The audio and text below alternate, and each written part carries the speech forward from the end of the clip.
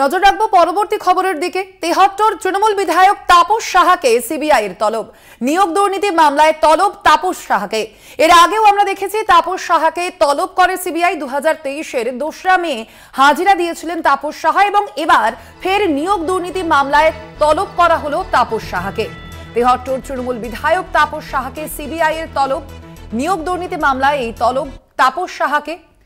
এর আগেও আমরা দেখেছি তাপস সাহাকে তলব করে সিবিআই। 2023-এর 2রা মে তিনি হাজিরা দিয়েছিলেন। এ বিষয়ে আমরা আরো বিস্তারিত জানবো। ফোন লাইনে রয়েছেন আমাদের প্রতিনিধি সন্তু সাহা। সন্তু, কি জানা যাচ্ছে? তাপস সাহাকে এবারও তলব করা হয়েছে, ঠিক কবে তাকে হাজিরা দিতে বলা হয়েছে সিবিআই এর দপ্তরে? দেখো, গত বছর বিধায়ক তাপস সাহার বিরুদ্ধে নিয়োগ দুর্নীতির মামলায় অভিযোগ সামনে আসে। সেই ঘটনায় কিন্তু প্রথমে এই তদন্তভার নেই রাজ্য দুর্নীতি দমন শাখা। পরবর্তীতে তরুণজ্যোতি তেওয়ারি, বিজেপি নেতা তরুণজ্যোতি তেওয়ারি, তার অভিযোগের ভিত্তিতে হাইকোর্ট সিবিআই তদন্তের নির্দেশ দেয়। সেই সময় কিন্তু গত বছর এপ্রিল মাসে তার বাইরে সিবিআই তদন্ত আসে। সেই তদন্তের সময় দীর্ঘ 15 ঘন্টা তাকে জিজ্ঞাসাবাদ করা হয়। শুধু সেই তদন্ত নয়, পরবর্তীতেও তাকে কিন্তু ডাকা হয়েছিল সিবিআই দপ্তরে। তিনি হাজিরাও দিয়েছিলেন। সেই সময় থেকে কিন্তু এই যে তদন্ত, তারপর কোনো গতি প্রকৃতি লক্ষ্য করা যাচ্ছিল না।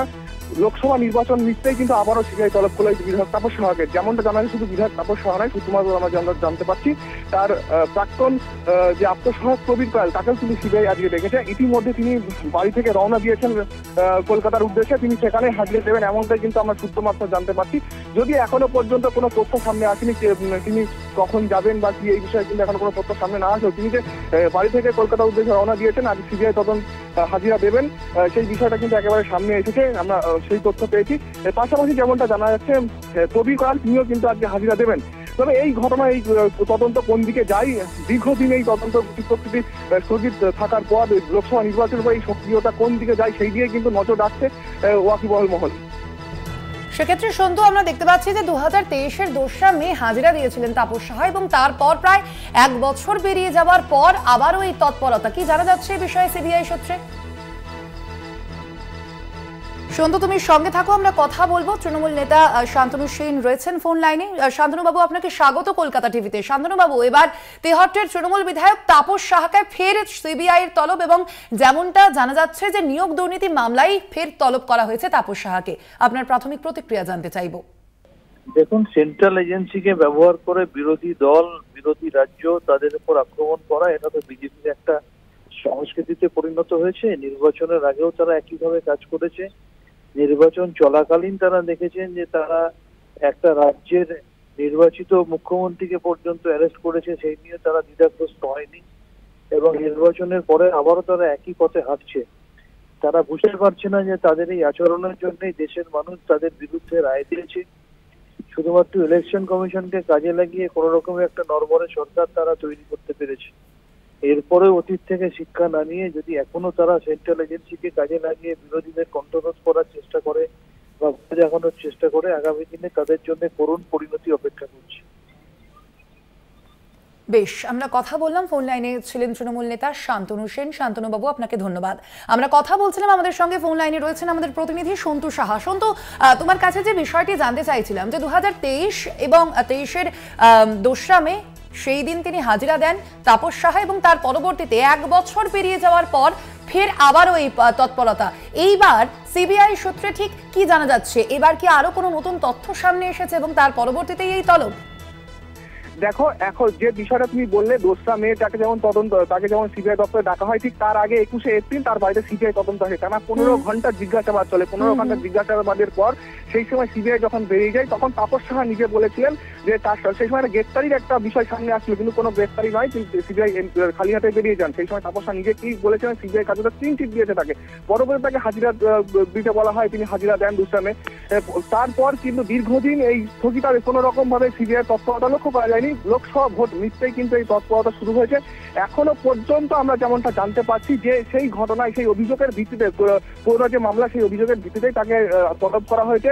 এই যে ঘটনা, লোকসভা ভোটে মিটতেই বিজেপির এই যে খারাপ ফল, তারপরে এই ঘটনা, সেই নিয়ে কিন্তু একটা প্রশ্ন উঠতে শুরু করেছে রাজনৈতিক মহলে যে তবে কি যে সিবিআই তৎপরতা, লোকসভা ভোটের এই খারাপ ফল কে কেন্দ্র করে কি আবার তৎপরতা শুরু হলে, সেই নিয়ে কিন্তু রাজনৈতিক মহলে প্রশ্ন উঠেছে। তবে সিবিআই কি বিষয়ে এখনো পর্যন্ত কি রাখতে চাইলে সেই বিষয়ে এখনো কোনো তথ্য না আসলেও বিধায়ক তাপস সাহা পৌঁছলে আমরা বিধায়ক তাপস সাহা সেখানে যাচ্ছেন এবং যাওয়ার পরেই কিন্তু তথ্য সামনে আসবে। সেক্ষেত্রে সন্তু, যেমনটা তৃণমূল নেতৃত্ব তারা যেমনটা দাবি করছে যে রাজনৈতিক উদ্দেশ্য প্রণোদিত ভাবেই এই তলব, অবশ্যই সন্তু আবারও তুমি সঙ্গে থাকো, আমরা কথা বলবো। বিজেপির সাংসদ শ্রমিক ভট্টাচার্য রয়েছেন ফোন লাইনে। শ্রমিক বাবু, আপনাকে স্বাগত জানাই কলকাতা টিভিতে। শ্রমিক বাবু, এবার আবারও নিয়োগ দুর্নীতি মামলায় তলব করা হয়েছে তাপস সাহাকে, যদিও তৃণমূলের যে শীর্ষ নেতৃত্ব তারা কিন্তু দাবি করছেন যে ভোট মিটতেই আবারও কেন্দ্রীয় এজেন্সিকে ব্যবহার করছে ভারতীয় জনতা পার্টি। আপনার প্রাথমিক প্রতিক্রিয়া জানতে চাইবো। ভোটের কাছে যান, আদালতকে গিয়ে বলুন যে ভোট মিটতেই রাজনৈতিক প্রতিহিংসা শুরু হয়ে গেছে। কোর্টের কাছে গিয়ে বলুন অর্পিতার খাটের নিচে যে 50 কোটি টাকা আর 15 কেজি সোনা ঢুকিয়ে দেওয়া হয়েছিল ওটা আসলে অমিত শাহের কাজ।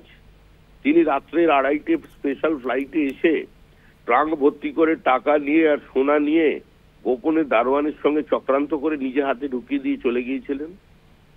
বলুন যে দেশের প্রধানমন্ত্রী যিনি আছেন আমাদের নরেন্দ্র মোদী, উনি ওই প্রসন্নর ব্যাংক অ্যাকাউন্টে 72 কোটি টাকা পাঠিয়ে দিয়েছেন। এটা বলুন কোর্টে দাঁড়িয়ে। এইসব কথার কোনো ভিত্তি নেই, আর এই নিয়ে বিবৃতি দেওয়ার কার্যত এখন আমাদের কাছে এটা বিরক্তির মতো দাঁড়িয়েছে। মানুষ এগুলো শুনে শুনে ক্লান্ত, মানুষ তদন্তের শেষ দেখতে চাইছেন। ধন্যবাদ। ধন্যবাদ আপনাকে শ্রমিক বাবু আমাদের সঙ্গে কথা বলার জন্য। আপনাদের জানিয়ে রাখি তেহট্টের তৃণমূল বিধায়ক তাপস সাহাকে ফের সিবিআইয়ের তলব। এর আগে আমরা দেখেছি 2023 সালের 2রা মে সেদিন তাকে হাজিরা দিতে দেখা গিয়েছিল এবং তার পরবর্তীতে এবার আবারও নিয়োগ দুর্নীতি মামলায় তলব করা হয়েছে তাপস সাহাকে। আমরা কথা বলছিলাম, আমাদের সঙ্গে ছিলেন ফোন লাইনে আমাদের প্রতিনিধি সন্তু সাহা। ধন্যবাদ তোমাকে সন্তু।